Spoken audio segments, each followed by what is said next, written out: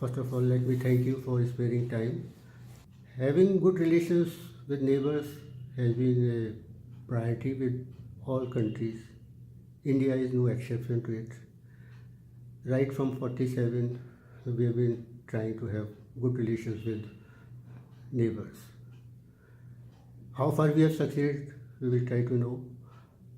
Secondly, this word neighborhood first. It appeared in 2014 with the present government. Almost 5 years have passed. Why this emphasis on the word first was made by the present government? Because we have been following a neighborhood policy right since independence. You see that particularly from this present government, neighborhood first, this policy was also their part of electoral tactics. You remember when Modi took oath, he invited all our leadership from the neighboring countries in a very haste, without understanding and without proper political perspective.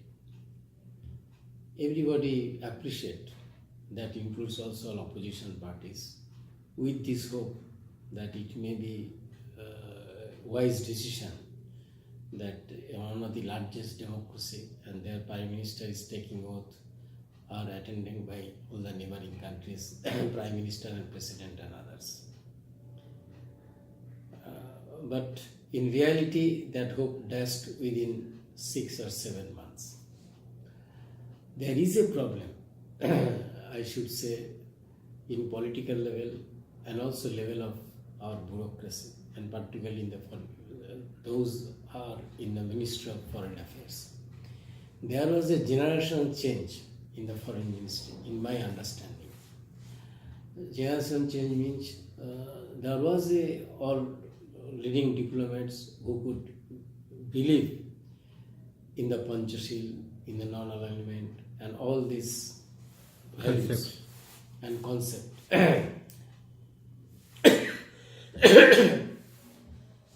But I think there is a lot of change, and I should say sea of change in our understanding, which isolated us also from our neighboring countries. And it started, to be honest, from misunderstanding or from, how to say, the policies forwarded by Rajiv Gandhi himself, blocking of the Nepal, then sending army in Sri Lanka. And all these things started once again. Our neighboring countries had tremendous respect on our democratic institutions, but at the same time they are also afraid of our aggressiveness, time to time, the way we talk, the way we speak, and all these things. Do you think that, according to our neighbors, it is a big brother attitude? Yes, I'm coming to that point. Yeah. They respect our democratic institution, our consistency, and all these things, but at the same time, behind the back, they also think that we behave like a big brothers. This is one part. But there was a move to course corrections when Gujral became a prime minister. And you know, there is a known doctrine called Gujral doctrine. He tried his level best to bring all neighboring countries to close together. On a non-reciprocal basis. Exactly. And of course, before that also, there was a move by Indira Gandhi to have a regional structure like SARC. Still it is in the runway, it didn't take off. While ASEAN, Shanghai Cooperation and many other regional structures not only took off but really moving ahead and moving forward. Now what is the problem? The problem lies is our one-eyed policy towards Pakistan and China. We discuss everything and we measured everything in the prism of the anti-Pakistanis and anti-Chinese policies. That practically isolating us more and more. And second thing, at least in case of Nepal, just to show that you are a Hindu Rashtra and we are also big Hindu Rashtra, so somehow you have to listen as something like that. And under this government, situation became worst. Now we had a problem with Maldives. We think that the recent election in Maldives is a victory of our diplomacy. That also undermined the result of the people of Maldives for a democracy.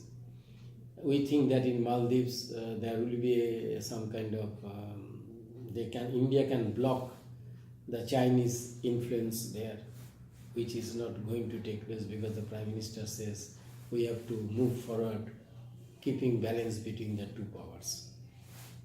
Then in Sri Lanka also, we failed to deliver. Only in Bangladesh, somehow we are managing something. But to be honest, I don't know how long, being a democratic country, we can have a very good relation with present Bangladeshi dispensation.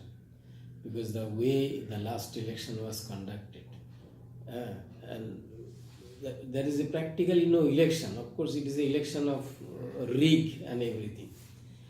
So anyway, to be honest, we don't have a neighborhood policy as such. We are just only talking about having a good neighborly relations.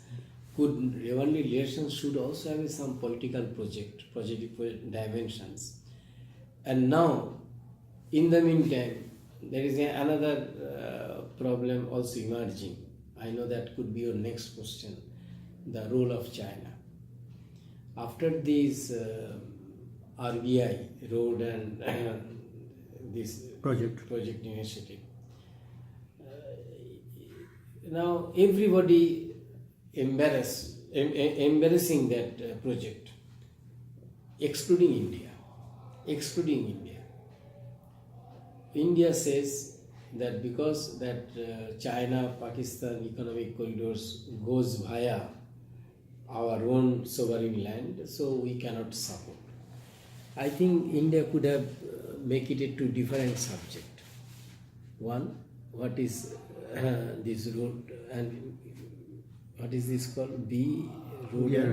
RBI. The full form is what? Road and Belt Initiative. Yeah. How much it can help us, and on the simultaneously we can also negotiate that whether that project can bypass through other area without touching our own area. I think there was a possibilities, but we didn't go for that. We take a very negative approach. But now, what is the result? The result is that now China almost connecting by rail and by sea all the countries, which earlier was we are declaring that it is a Chinese strategy. Now strategy comes true because of our failure to prevent or to be the part of the joint project.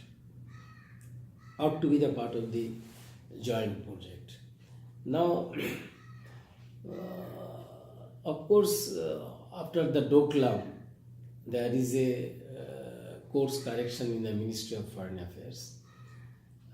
Though we are opposing many things, but we should understand that India is not a banana republic. That anybody, any big power can dictate. Yeah. So, once again, Modi has visited China. I hope that they discuss something to way forward. I think our party is the only party who supported visit of Modi to China. Because any initiative which can neutralize and which can help us to overcome our difficulties and our differences, that should be welcome. National interest should come first. Yes,